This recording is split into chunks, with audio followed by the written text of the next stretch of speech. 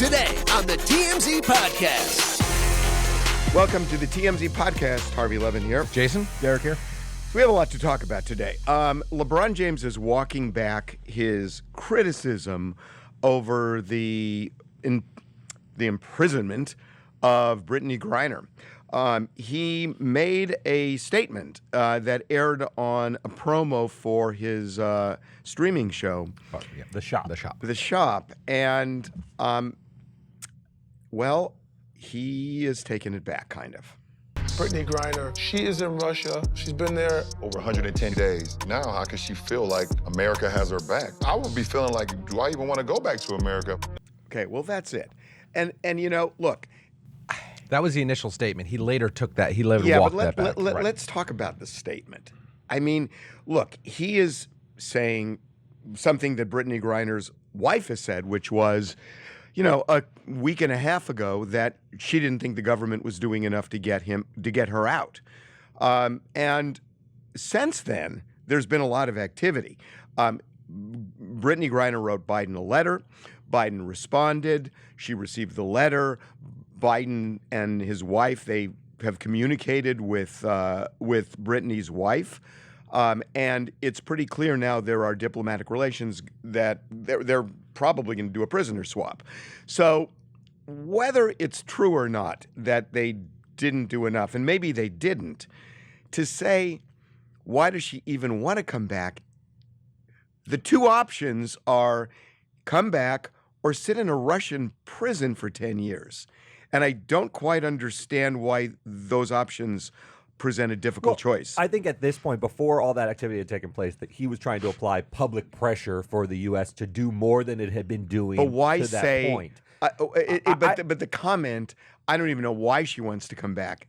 She wants to come back because she's in a Russian prison. I couldn't agree more. And foreign relations are extraordinarily complex. They just are. If you're in a Russian prison, there are options that the U.S. can pursue, but it's not easy. It's a chess game. That gets to the substance of what he said. And LeBron is one of the smartest people in the world, and certainly the smartest basketball players in the world. Bright guy, thoughtful guy. This is an uneducated, naive statement that he made. To say that, you know, she may not want to come back to America because they haven't been doing enough to get her out is how the hell does LeBron James think that he knows what the U.S. is doing? And they are at war. In Ukraine, Russia is. The U.S. has a million. In a way, we've declared we've declared war by giving Ukraine billions of dollars and military weapons. Well, in a way, but not directly. I mean, it's very complicated. We haven't declared war on Russia because we don't want a nuclear war. Putin has made it clear that we are on the brink. Now, we should be where we are, but Putin's it's very difficult to negotiate with somebody when you're giving arms to the enemy. Here's my point in this, and I'll leave it at this. The idea that by the way, I don't want to say the enemy. That's not even fair. It's not even Putin's enemy. Putin is just trying to be aggressive to take over a free nation. The idea that the United States should prioritize the freedom of Brittney Griner over all the other fish to fry that we have in the Russia-Ukraine situation is just hopelessly naive. It's hopelessly naive. God, I really hope she gets out. She seems like a good person. She is a good person. Her wife is obviously deeply emotional about this, as she should be. I hope she gets out. But the idea that we should sacrifice some sort of leverage with Vladimir Putin to get one person out is just not the way the world works ever. But that's not what LeBron... I mean, look, that's a debate you can have. But that's not what LeBron's. Brittney Griner. No. See, the way I took this was LeBron is saying, why does she? She probably doesn't even want to come back at this point because we're not doing enough. I mean, that was the sentiment of the. But he's agreeing with that. But he's agreeing with that. Pardon me? He's agreeing with that. No. She never said that. She never said she wants back. No, I know. LeBron is taking the opinion that she shouldn't. She may not even want back because America is treated so poorly. Which is He's ridiculous. speaking from a position of ignorance on both sides. He doesn't know what Brittney Griner thinks. He doesn't know what the U.S. had been doing to that point. So that's why the comment comes off as naive, as Jason's saying. It's so silly. So here's his clarification. He said, I was simply saying how she's probably feeling emotionally, along with so many other emotions, thoughts, etc., inside that cage she's been in for over 100 days. He was guessing. He was speculating. By the way, he also... Wait a minute. He's saying how she probably feels. In what world is Brittney Griner saying, I don't even want to come home. They're not doing anything for me. In what world would Brittney Griner be saying that? Brittney Griner is saying, she has said, I'm scared to death. I'm going to be here for the rest of my life. She said those words. Yes. She wants back home. And now to say, I'm just kind of projecting what Brittney Griner's probably feeling. No, Brittney Griner's not feeling that. Wait. He's probably right, though, that there is a sense that Brittney Griner maybe feels inside a sense of betrayal, that the world, that the U.S. isn't doing enough for her. She may want desperately to get home. But that's what he with said. betrayal. He's saying, Yeah. at this point, she's saying, I don't even, why should she even want to come home? And then he's saying, well, I was just projecting what she was feeling. She's not feeling, oh my God, they're not doing enough. I don't even want to go back to America. She's saying, they're not doing enough. Please get me out. Right. There's a huge difference. There's a huge difference. He also does say it's not in the quote you read, but he's on a full apology tour now, because he also said, I was certainly not criticizing this beautiful country. He was really going out of his way to say, I know I'm going to get a firestorm here, and I don't want it, so I'm really going to talk about how great America is. It came off as disingenuous. Is he maybe playing chess here, though? The initial comment is provocative, right? And then that's what he wanted. He wanted the response to be people talking about Brittney Griner feeling betrayed by America and not even wanting to be American because he wanted to apply pressure. LeBron James desperately wants to be liked. He Yes. wants to be thought of as... That's the walk back. That's the walk back. I hear what you're saying. I don't Yeah. think he's playing chess. I think he said something that in his mind at the time he said it, thought that it was a good point, a solid point, and then once he saw the backlash, he said, oh no, I'm in trouble He here. does this And a lot. He leads with his chin. He does. And then he He walks does. things Well, back because he is a billionaire athlete who needs to appeal to a broad base of people. He also is a leader. What does that mean? Oh, I think that means LeBron James wants to be extremely popular to as many people as popular. That That's is a huge part of LeBron James' brand and also part of his personality from what I can see, that he is desperate to sort of be liked and to sort of be respected. So when he says something provocative that alienates a certain segment of the population or people who think a certain way, he walks it back. Well, but here's the thing. You pattern. can't say anything in this country without half the people hating you. Fair enough, but the walkback comment is an effort to try to... My point is, the comment itself, it's like, think it through. Yes. That Brittney Griner is thinking, I don't even want to go back? What on earth does And that... it's not like he said this anyway. not like he said this live, by the way. He's the EP. He could have cut this out. He I know. decided to It's leave in it the in. promo. We got to move on. Let's do the Uvalde video. So there is interesting criticism by city officials that how dare this video come out. And they're making it about the video coming out of an Austin TV station got it, and a newspaper back in Texas got it as well. And it is graphic. It is horrendous. I mean, there's a part that I don't think anybody is showing. Maybe some people are showing it, where you actually hear the gunman unload inside the classroom, and it's horrific. It is beyond horrific. But the part that's important to see is the reaction of the police officers, because that's what this whole thing has been about. A huge part of this has been about the fact that the cops just waited for an hour and 15 minutes before storming the classroom. And to see it is incredibly important, damning. And, the idea that city officials are saying, well, they released it before well, you could have shown the families this.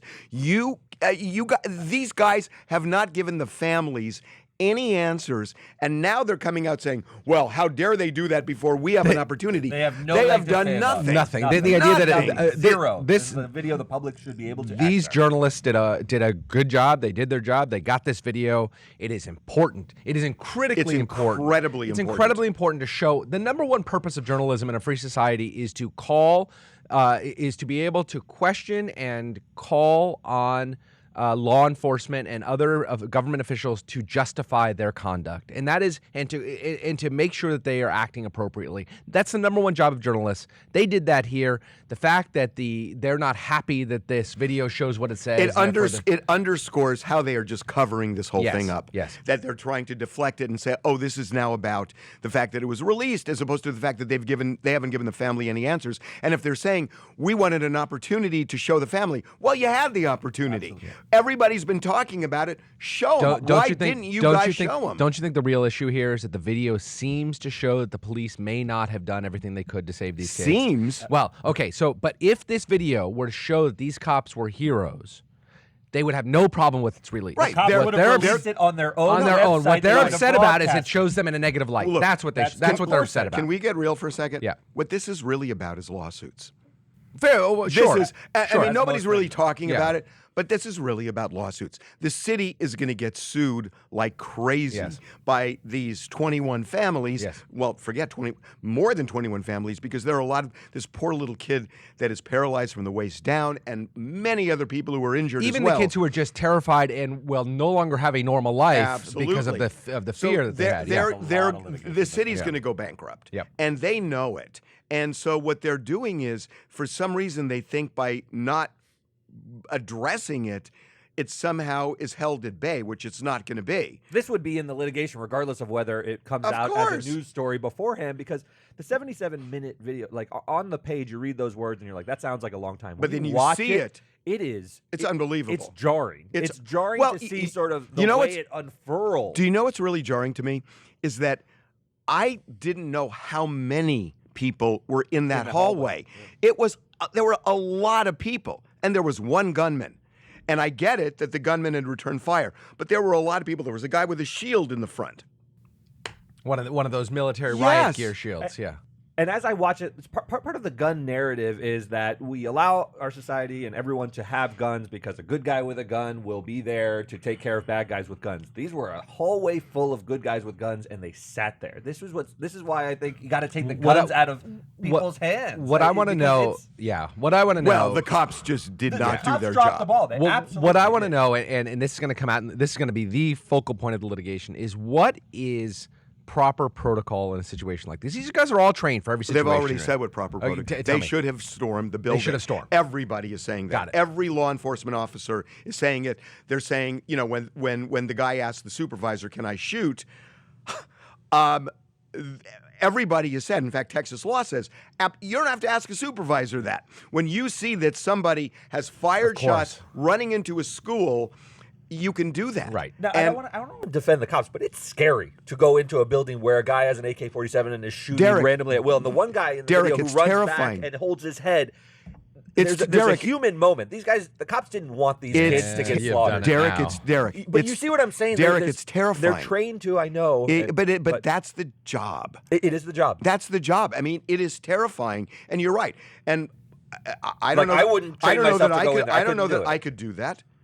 I get it, but you know, when you sign up to be a cop, and you've got kids getting shot, and you know they're getting shot, That's what the training's for, to step up in those moments. and I agree the with reason the video is so important is they had a lot of people there. I mean, at the beginning there were, I think, 3 or 4, but they kept coming in and coming in. And at a point, you see all these people, and they still waited another half hour. So, you know, this was not like one guy that needed it. There were or a lot, minute or two of vacillation. There were This a is lot of long people. time. I agree. It's really stunning. Yeah, it's the saddest of all situations. I don't even know what to say about it. I mean, these cops could have saved these lives, and it's Just beyond. Okay, shall we lighten up? Could we Yeah. go darker? Would that be possible? Yeah, we can definitely lighten up a lot. Okay. Pete Davidson wants to have a kid, and he's got a girlfriend, and she's got 4 of them. And I just find this And she's fascinating. 41 years old. Are you suggesting he wants one of hers, or he wants a new Oh, one? let me think for a second. Here's what Pete had to say. Definitely a family guy.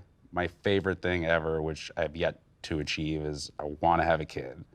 Wow. That's like my dream. Wow. Yeah, it's like super corny, but like I just like I don't. Talk about super coins, the best goddamn thing you can do in It's life. just like it would be so fun to dress up as a little dude, like, or you know, like you saw. It's just like I'm so excited for like that chapter. So like that's kind of what I'm just preparing for now, is trying to be like as good as a dude and develop and get better.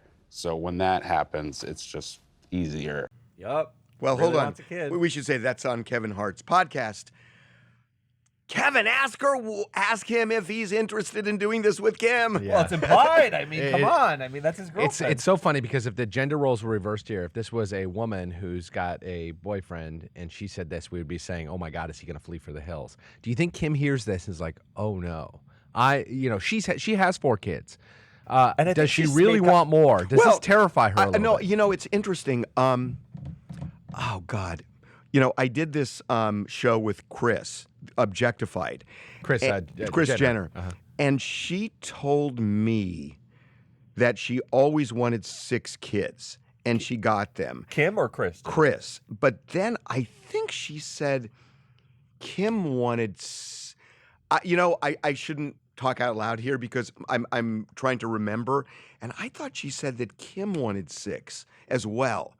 I don't remember, but a lot of people it's not certainly out of the afford question. it. They Yeah. all have a lot of kids. Yeah. And a lot of cash.